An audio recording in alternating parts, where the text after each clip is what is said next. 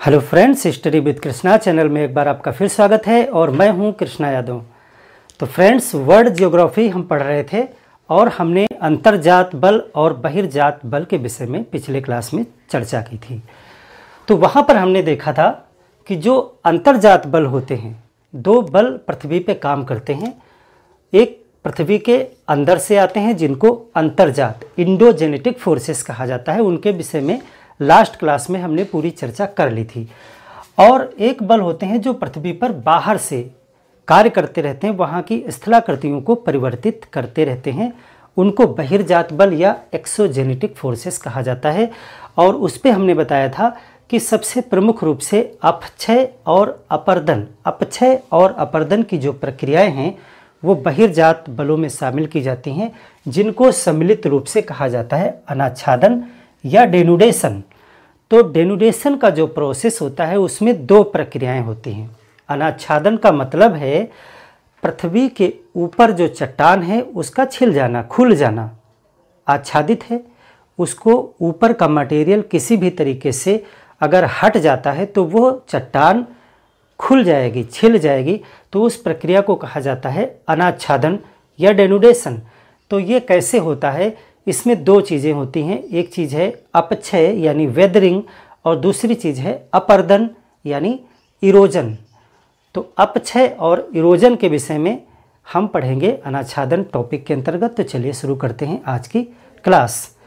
तो हम यहाँ पर सबसे पहले देख लेते हैं कि अपक्षय क्या है। अपक्षय कोई भी पृथ्वी पर जो चट्टान है वो जब चट्टान अपने ही स्थान पे टूट जाती है, चटक जाती है और छोटे छोटे कणों में तब्दील हो जाती है। देखिए, पूरी चट्टान तो नहीं होगी, लेकिन चट्टान का जो ऊपरी स्तर है, ऊपरी लेयर है, वहाँ पर बहुत सारी प्रक्रियाएं, उसके ऊपर बाह्य बल काम करेंगे, इसके ऊपर बहुत सारे बाहर से बल काम करेंगे। अभी हम उन पर चर्चा करेंगे कौन कौन से बल हैं। इसी के द्वारा जो चट्टान की ऊपरी सतह है ये टूट फूट जाएगी। क्या हो जाएगी? इसमें टूट फूट हो जाएगी, चटकन हो जाएगी, दरकन हो जाएगी, जिससे उस चट्टान का ऊपरी लेयर छोटे छोटे कणों में तब्दील हो जाएगा, भुरभुरा हो जाएगा। तो उस प्रक्रिया को कहा जाता है अपक्षय। यहाँ पर ध्यान दीजिएगा, अपक्षय में चट्टान का मटेरियल अपने स्थान से कहीं दूसरे स्थान पे नहीं जाता है, सिर्फ वो कठोर चट्टान से एक टूटे फूटे छोटे बारीक चूर्ण में तब्दील हो जाता है और वो अपने स्थान पर ही रहता है। इस प्रक्रिया को कहा जाता है अपक्षय। तो अगर सिंपल लिख रहे हैं आप परीक्षा में, मेंस के एग्जाम में, सामान्य अध्ययन के पेपर में या ऑप्शनल में, अपक्षय क्या है?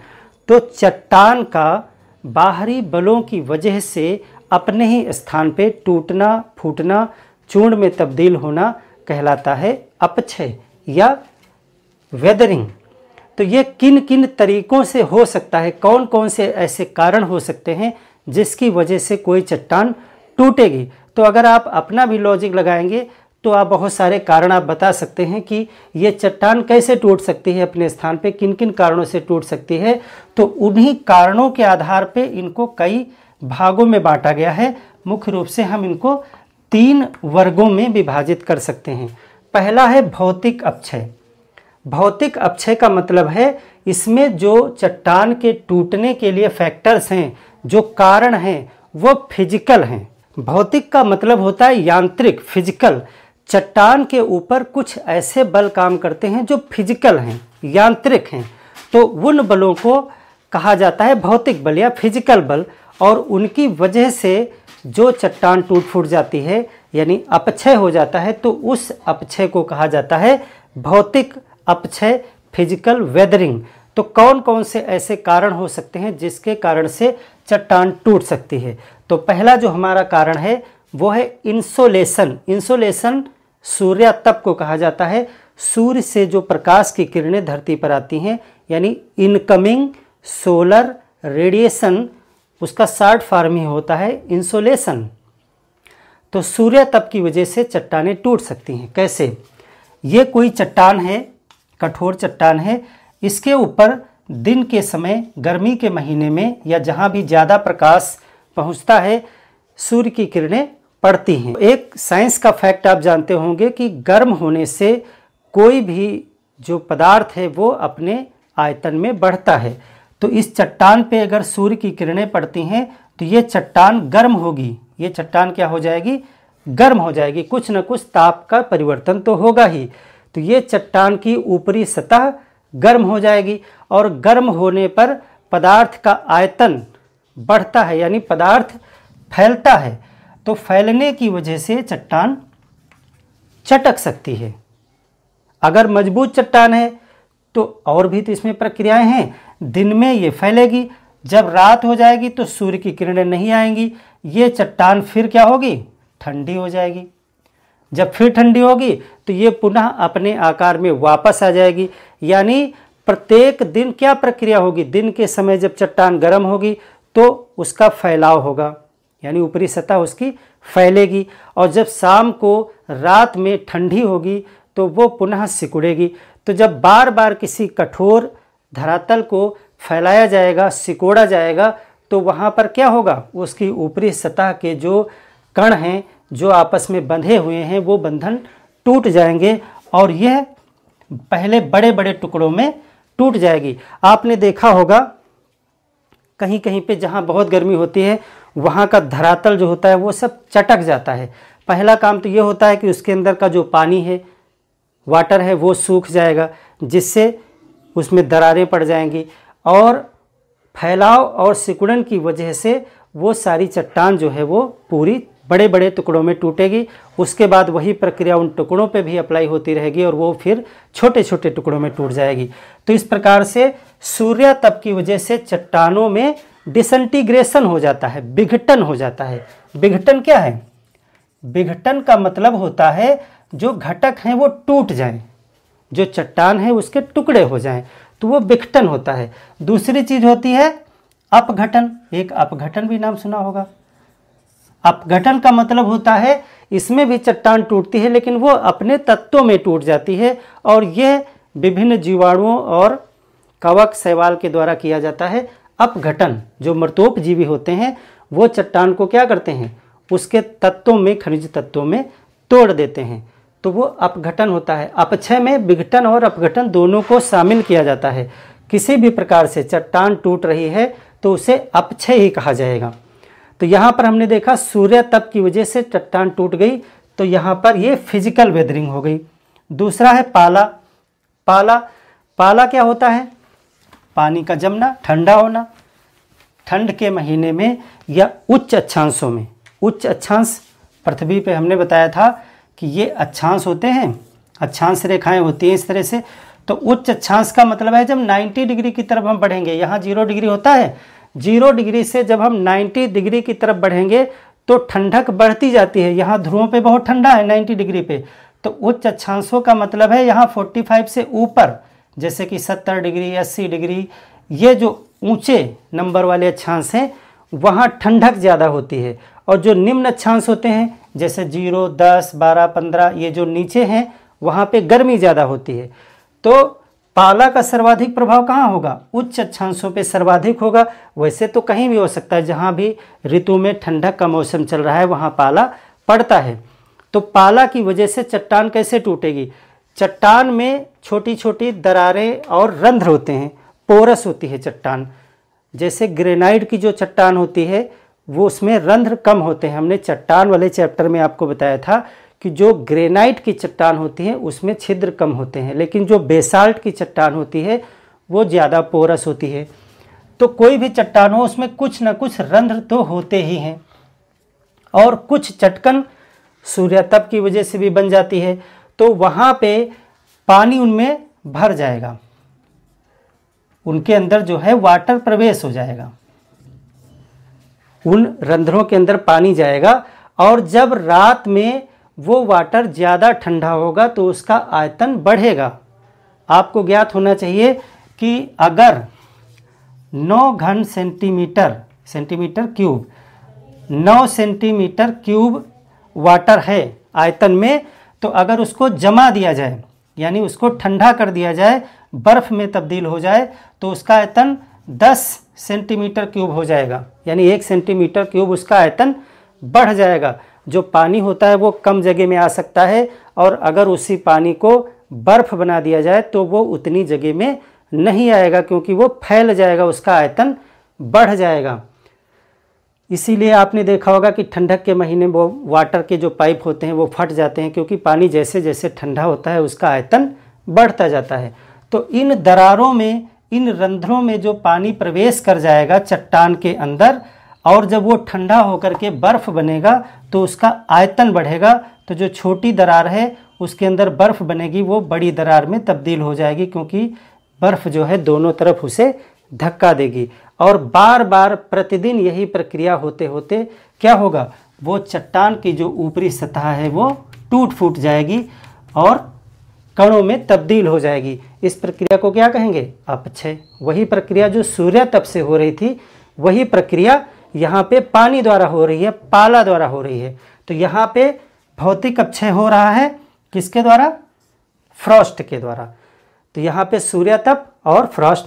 तीसरा क्या है, दाब मुक्ति, प्रेशर रिलीज। यहाँ पे हमने बताया कि ऊपर की चट्टान टूट फूट गई और ये नीचे उसके चट्टान है। तो जब ऊपर की चट्टान नीचे वाली चट्टान को दबाए हुए थी, उसका वजन उसके ऊपर था, यानी प्रेशर था, तो प्रेशर की वजह से ये चट्टान सिकुड़ी हुई थी। पृथ्वी के जितना आप अंदर जाते जाएंगे प्रेशर बढ़ता जाता है, और प्रेशर की वजह से वहाँ का जो मैटर है वो संकुचित है, दबाव में है। और अगर किसी कारण से ऊपर का प्रेशर हटा दिया जाए तो नीचे वाला जो मैटर है वो फैलने का प्रयास करेगा, वो द्रव्य अपना आकार लेने की कोशिश करेगा। तो उस वजह से क्या होगा, वो फैलेगा और वो चटक जाएगा, क्योंकि वो कोई मुलायम द्रव पदार्थ है नहीं। द्रव पदार्थ हो तो वो फैल जाए, वो एक कठोर पदार्थ है, इसलिए वो चटक जाएगा। तो यहाँ पर जब ऊपर का मैटर किसी कारण से हट जाएगा, चट्टान नीचे की खुल जाएगी, तो उसके ऊपर से क्या होगा, दाब की मुक्ति हो जाएगी। उसके ऊपर जो प्रेशर है वो रिलीज हो जाएगा, जिसकी वजह से उसका आयतन बढ़ेगा और वो चटक जाएगी। तो यहाँ पर हमने 3 फैक्टर देखे, सूर्य तप, पाला और दाब मुक्ति। ये तीनों साथ में भी प्रभावी हो सकते हैं और अलग अलग भी हो सकते हैं। तो इस प्रकार से जो अपक्षय होता है उसको भौतिक अपक्षय कहा जाता है, क्योंकि यहाँ पे भौतिक कारक उसके लिए जिम्मेदार हैं। दूसरा है रासायनिक अपक्षय। रासायनिक अपक्षय में रासायनिक प्रक्रियाएं उसके लिए जिम्मेदार होती हैं। जो अपक्षय है उसके लिए जो जिम्मेदार कारक हैं वो केमिकल हैं, रासायनिक हैं। तो इसमें पहला है ऑक्सीकरण, ऑक्सीडेशन। पहला कारक क्या है, ऑक्सीडेशन।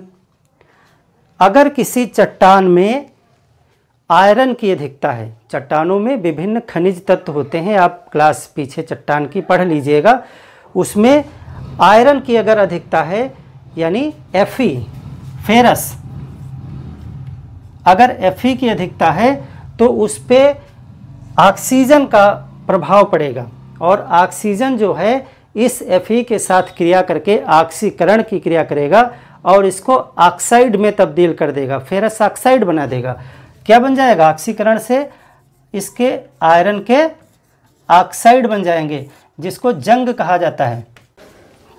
और जंग क्या है, जंग एक कमज़ोर है, आयरन से जंग बहुत कमज़ोर होता है, जंग भंगुर होता है, जिसकी वजह से जो चट्टान है वहाँ पे जब आयरन जो है ऑक्साइड में तब्दील हो जाएगा, आयरन के ऑक्साइड में तब्दील हो जाएगा, जिसको जंग कहा जाता है, तो ये टूट जाएगी, इसमें टूट फूट हो जाएगी।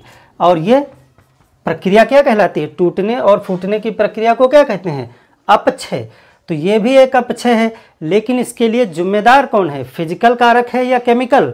इसके लिए एक रासायनिक प्रक्रिया जिम्मेदार है, जिसको ऑक्सीकरण कहा जाता है, इसीलिए ये अपक्षय की श्रेणी में आ जाएगा, रासायनिक अपक्षय। तो रासायनिक अपक्षय का दूसरा एक उदाहरण क्या है, कार्बोनीकरण। कार्बोनीकरण क्या है, जल में जब कार्बन जो उपलब्ध है, जो जल में कार्बन घुला हुआ है, उसकी वजह से जब चट्टान टूटे और फूटे, कार्बोनीकरण, कार्बोनेशन। जल में क्या है, जल में अगर कार्बन है यानी कार्बोनिक अम्ल बनाएगा ये, इसकी वजह से चट्टान पे क्या प्रभाव पड़ेगा, ये चट्टान को घोल देगा, क्योंकि खनिज तत्व हैं। चट्टान में क्या है? खनिज तत्व हैं। और जो कार्बनिक अम्ल बनेगा वो चट्टान को घोल देगा। इस घुलने की वजह से क्या होगा? चट्टान मुलायम हो जाएगी। मुलायम चट्टान आसानी से टूट जाएगी और उसका विघटन हो जाएगा, वो अपने तत्वों में विघटित हो जाएगी। तो उससे कार्बोनीकरण की प्रक्रिया के फलस्वरूप उसका अपक्षय हो जाएगा, जिसको हम रासायनिक अपक्षय कहेंगे। देखिए यहाँ पे सारी प्रक्रियाओं से चट्टान टूटना चाहिए, टूटने की प्रक्रिया को ही हम अपक्षय कह रहे हैं। अब टूट किस कारण से रहा है? अगर वो सूर्य के प्रकाश की वजह से फैलने सिकुड़ने से टूट रहा है तो वो सूर्यातप की वजह से हो रहा है। अगर वो जल के जमने और द्रवित होने की वजह से टूट रहा है तो वो पाला की वजह से हो रहा है। अगर ऊपर की चट्टान टूट चुकी है तो नीचे की चट्टान बाहर आ गई खुल करके, उसके ऊपर से दाब हट गया, इसलिए नीचे की चट्टान टूट गई, तो उसे दाब मुक्त की वजह से टूटना कहेंगे। इन तीनों कारण को किस में हम रखते हैं? भौतिक अपक्षय में, फिजिकल वेदरिंग में। दूसरा क्या है? रासायनिक अपक्षय, यानी ऑक्सीकरण हो रहा है या कार्बोनीकरण हो रहा है। यहाँ पे हमने बताया ऑक्सीकरण और कार्बोनीकरण। तीसरा कारण हो सकता है जल योजन। जल योजन मतलब हाइड्रेशन। हाइड्रोजन होता है जल में और चट्टान में विभिन्न खनिज होते हैं। चट्टान में क्या है? खनिज हैं। खनिज क्या होंगे?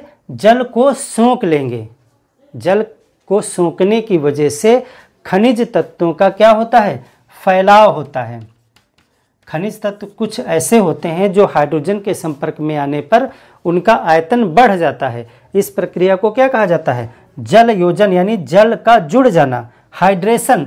इसकी वजह से जब उसके खनिज तत्वों में फैलाव होगा तो वो बल लगाएंगे और चट्टान में दरारें पड़ जाएंगी, जिसकी वजह से चट्टान टूट जाएगी। ये प्रक्रिया क्या कहलाती है? हाइड्रेशन।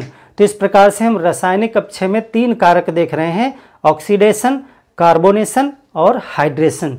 जब आप मेंस परीक्षा में इसको लिख रहे हों, डेनोडेशन को, डेनोडेशन में अगर वेदरिंग पे लिख रहे हैं तो आप इस टेबल को इसी तरह बनाएं और कैटेगरी वाइज एक एक चीज़ को उदाहरण के साथ आप प्रस्तुत करें कि कैसे ये प्रक्रिया हो सकती है। और ऑब्जेक्टिव क्वेश्चन तो आपके आराम से सॉल्व हो ही जाएंगे अगर ये चैप्टर को आप आसानी से लर्न कर सकते हैं। तीसरा जो अपक्षय का प्रकार है वो है जैविक अपक्षय। जैविक अपक्षय, जैविक अपक्षय क्या है? अगर किसी जैविक कारण से अपक्षय हो रहा है तो उसे हम जैविक अपक्षय करें। जैविक कारण का मतलब है बायोलॉजिकल फैक्टर कौन सा है? जैसे कोई जीव जंतु या वनस्पति अथवा मनुष्य, इनकी वजह से भी अपक्षय की प्रक्रिया हो सकती है। कैसे? जैसे जीव हैं, कौन कौन से जीव हैं जो वेदरिंग में सहायता करेंगे? कुछ उदाहरण आप बताएं। वेदरिंग का मतलब क्या है? वेदरिंग का मतलब है चट्टान को बारीक तत्वों में तब्दील करना, टूटना। तो जैसे चूहा, ठीक है, बिच्छू, चींटी, खरगोश, जो भी जंतु जो है बिल बना करके चट्टानों में रहते हैं, गड्ढा खोदते हैं, अपने रहने के लिए गड्ढा बनाते हैं, बिल बनाते हैं, खोदते हैं मिट्टी को। केचुआ, केचुआ तो बहुत सर्वोत्तम उदाहरण है, आपने देखा भी होगा केचुआ। तो ये सब चींटियाँ, केचुआ, सर्प, खरगोश, बिच्छू, चूहा अनेक हैं, लोमड़ी होती है, ये सब क्या होते हैं? चट्टान को खोद करके उसमें गड्ढा बनाते हैं और मिट्टी को निकाल करके बाहर इकट्ठा करते हैं। तो ये क्या करते हैं? चट्टान को तोड़ तोड़ करके उसे बारीक कर देते हैं। तो ये भी तो वेदरिंग ही हुआ, चट्टान को टूटना यानी वेदरिंग। तो इन सब जंतुओं की वजह से भी चट्टान जो है कमज़ोर हो जाती है, वो अपने ही स्थान पे टूट फूट करके बारीक मलबे में तब्दील हो जाती है, जिसको चट्टान का मलबा कहा जाता है। तो ये जीवों की वजह से जो वेदरिंग हो रही है उसे जैविक अपक्षय, जैविक या बायोलॉजिकल वेदरिंग कहा जाएगा। वनस्पति, वनस्पति की वजह से कैसे होगा? चट्टान के ऊपर जब कोई पेड़ पौधा उगता है तो उसकी जड़ें उसके अंदर प्रवेश करती हैं और ये 2 प्रकार से काम करेंगी। एक तो जड़ अपने लिए जगह बनाएगी, जड़ जब चट्टान के अंदर जाएगी तो वो अपने लिए जगह बनाएगी और चट्टान को इधर उधर फैलाएगी। दोनों तरफ ये जड़ अगर इतनी मोटी है तो ये दोनों तरफ मैटर को फैलाएगी, जिसकी वजह से चट्टान में दरारें पड़ जाएंगी। जड़ की वजह से चट्टान में दरारें पड़ जाएंगी। दूसरी चीज़ क्या है, जो पेड़ पौधे की जड़ें होती हैं वो चट्टान के खनिज पदार्थों को सोख लेती हैं पौधे के भोजन के लिए।